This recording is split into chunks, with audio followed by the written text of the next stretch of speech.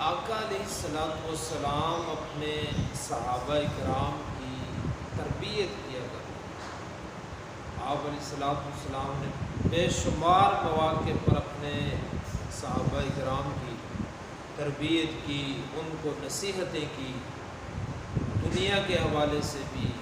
تجارت کے حوالے سے بھی، آخرت کے حوالے سے بھی۔ صحابہ کرام کا جذبہ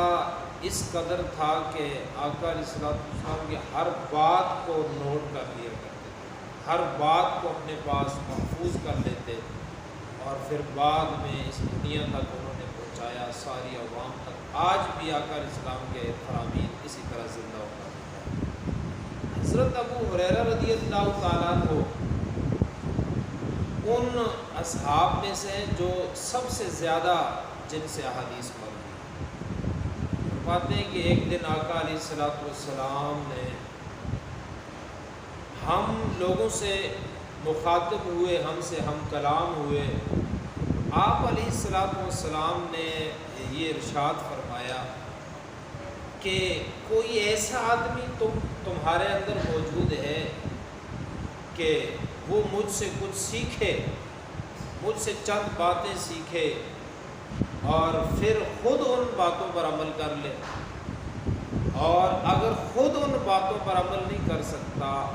پھر ایسی قوم تک پہنچائے، ایسی عوام تک ان باتوں کو پہنچائے جو ان پر عمل کرنے والی ہے۔ صحابہ کرام تو آپ علیہ السلام کے ایک ایک الفاظ کو محفوظ کرنے والے تھے، سارے لبتے، مگر حضرت ابو ہریرہ رضی اللہ تعالیٰ عنہ فرمایا یا رسول اللہ، میں ہوں وہ، میں آپ سے وہ نصیحت آموز کلمات دینا چاہتا ہوں۔ اور میں نے جب آگے بڑھ کر عرض کی یا رسول اللہ میں حاضر ہوں، تو آپ علیہ السلام نے ازراہ شفقت میرا ہاتھ اپنے دست مبارک میں لیا۔ کہ حضرت ابو ہریرہ فرماتے ہیں کہ میرا ہاتھ آقا علیہ السلام نے پکڑا، اپنے ہاتھ میں پکڑا، اور قربان جائیں ان کے مقدر پر کہ جن کا ہاتھ آقا علیہ السلام کے ہاتھ میں گیا تو پھر حضور علیہ السلام نے کہتے ہیں کہ مجھے گن کر 5 چیزیں بتائیں۔ یہ فرمایا ابو ہریرہ یہ 5 چیزیں ہیں، یہ 5 نصیحتیں ہیں تمہارے لیے۔ ان میں سے پہلی نصیحت آقا علیہ السلام نے یہ فرمائی کہ اتق المحارم۔ ابو ہریرہ تم اللہ کے جتنے بھی حرام کردہ اللہ کی چیزیں، جن جن چیزوں کو اللہ تعالیٰ نے حرام ٹھہرایا، تم ان سے دور رہو، ان سے بچ جاؤ، تو پھر تم لوگوں میں تکن اعبد الناس، لوگوں میں سب سے زیادہ عبادت گزار۔ آج حق میں سے ہر آدمی یہ چاہتا ہے کہ میں عبادت کروں، ریاضت کروں، اور مجھے بھی وہ مرتبہ اور مقام حاصل ہو۔ نماز عبادت، اور اس کے علاوہ جتنے بھی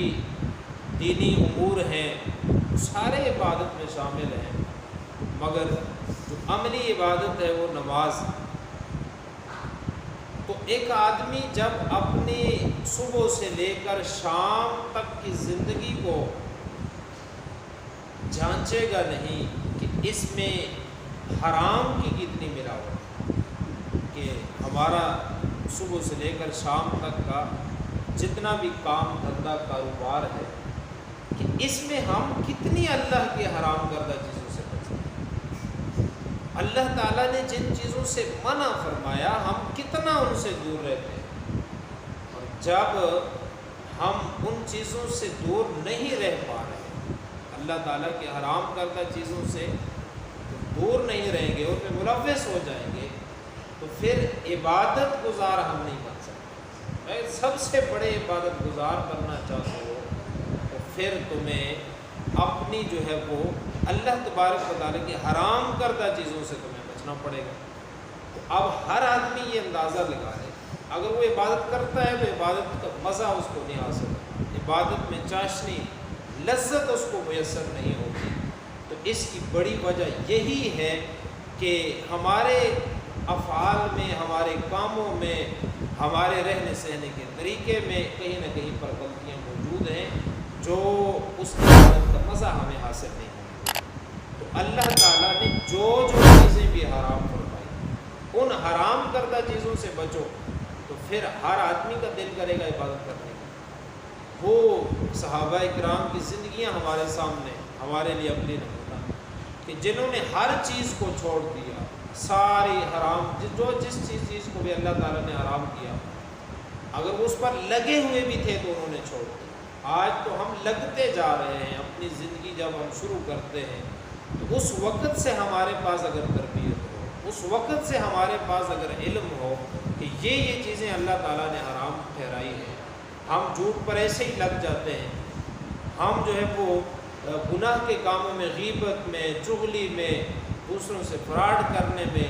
ایسے چھوٹے موٹے جو کام جن کو ہم معمولی سمجھتے ہیں ایسے ہی ہم ان میں پڑ جاتے ہیں۔ کوئی روکنے والا ہی نہیں، کوئی سمجھانے والا ہی نہیں،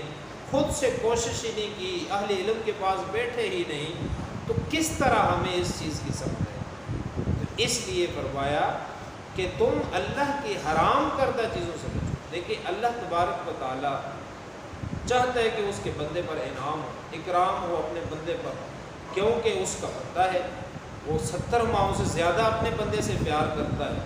تو وہ اپنے انعامات اور اپنی جو ہے وہ تمام نعمتیں اس کو پہلے سے جو دے رکھی ہیں اور بھی اس کو دینا چاہتا ہے، مگر بندہ اس کا خود مستحق نہیں بن رہا،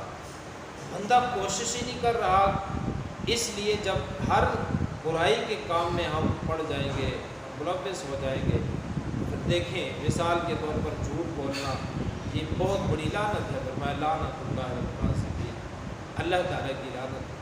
تو اب ہم جھوٹ بول کے اور اسی طرح غیبت کر کے، چغلی کر کے اور اس طرح کے دوسرے جتنے بھی کبھی افعال ہیں، چھوٹوں پر شفقت ہم نہیں کرتے، بڑوں کا احترام ہمارے پاس نہیں، بچوں کی تربیت ہمارے پاس نہیں ہے، اسی طرح کسی کے ساتھ جو ہے وہ کلام کرنے کا طریقہ سلیقہ ہمارے پاس نہیں ہے، تو یہ ساری چیزیں جو ہیں وہ ہمیں اللہ کی رحمت سے دور کر دی جاتی ہیں۔ جب ان ساری چیزوں کو چھوڑو اللہ تبارک و تعالیٰ کی رحمت بے شمار تمہارے اوپر آئے گی۔ اس لیے فرمایا کہ تم اگر سب سے زیادہ عبادت گزار بننا چاہتے ہو تو پھر تمہیں کرنا یہ ہوگا کہ حرام کردہ چیزوں سے تمہیں بچنا پڑے گا۔ اور دوسرے نمبر پر فرمایا آقا علیہ الصلوۃ والسلام نے فرمایا کہ وہ ارض بما قسم اللہ لک، کہ اللہ تعالیٰ نے جو رزق کی تقسیم کی ہوئی ہے اس پر اگر تم راضی ہو جاؤ، جتنا کچھ اللہ تعالیٰ نے تمہیں دیا ہے تم اللہ کے دیے پر راضی ہو جاؤ، تو فرمایا تکن اغنی الناس، تم لوگوں میں سب سے زیادہ غنی بن جاؤ۔ کتنی جو ہے وہ اہم چیز ہے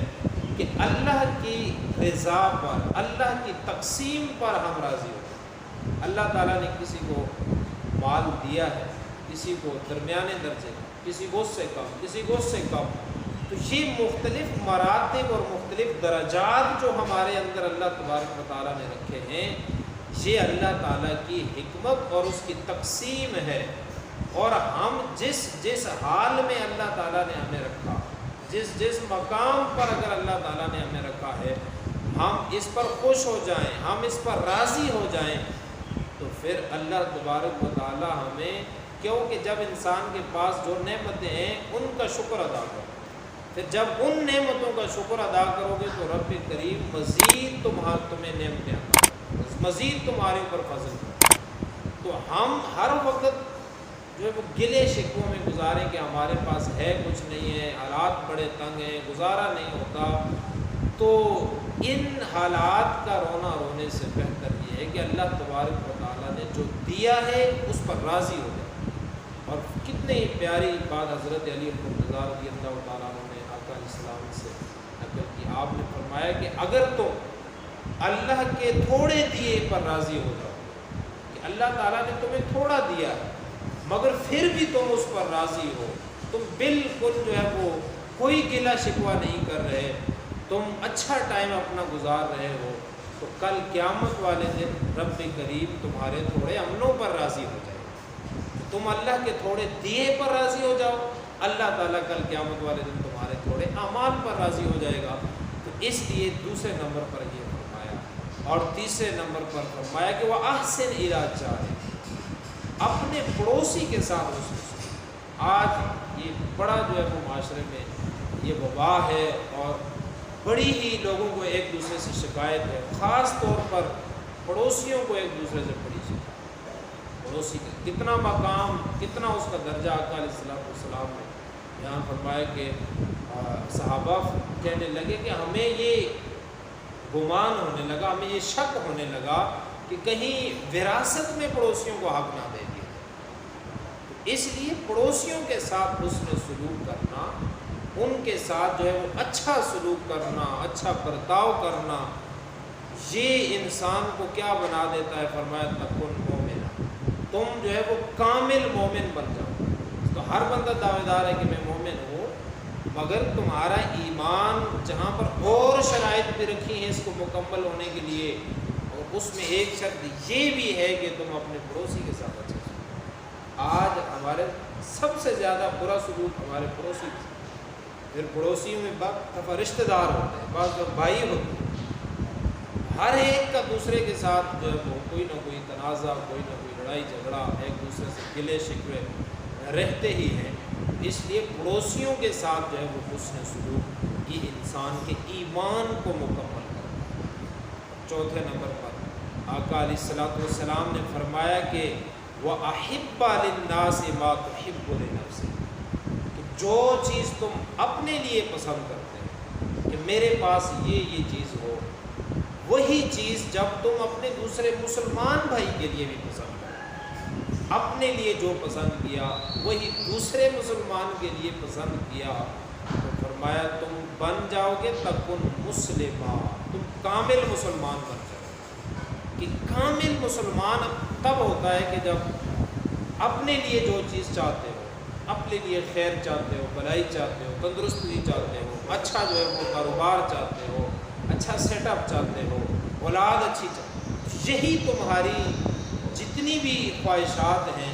یہی خواہشات جب دوسرے مسلمان کے بارے میں آئیں تو تمہاری یہی خواہشات خود ہوتی کہ میرے اس مسلمان بھائی کے پاس بھی ہے۔ مگر ہمارے ہاں ہوتا یہ ہے کہ ہم تو حسد اور کینہ اپنے دلوں میں پال رکھتے ہیں کہ اس کے پاس یہ نعمت کیوں ہے، میرے پاس آ، اس کو اللہ تعالیٰ نے اتنا دیا ہے تو میرے پاس بھی اتنا ہو۔ ہر ایک کو اللہ تعالیٰ نے اپنے اپنے مقام پر، میرا جو مرتبہ مقام اللہ تعالیٰ نے مجھے دیا وہ میرے ساتھ ہے، دوسرے کے ساتھ جو اللہ تعالیٰ نے اس کو جو اس کے لیے تقسیم کی، اور جو بھی اللہ تعالیٰ نے اس کے ساتھ معاملات کیے اس کے،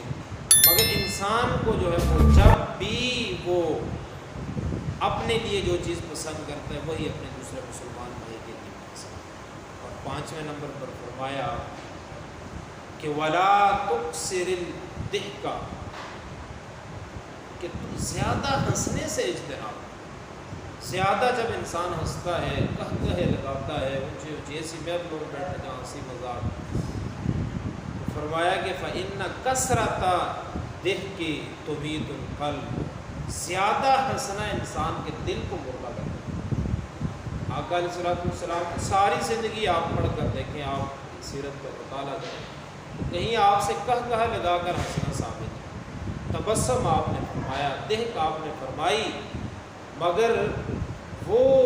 ایسا ہنسنا کہ کئی لوگ اس کو سنیں اور اس طرح اونچا اونچا کہے لگا کر ہنسنا، یہ انسان کے دل کو مردہ کر دیتا ہے۔ اس لیے ان ساری چیزوں کو، پانچ چیزوں کو ہی اپنی زندگیوں میں ہم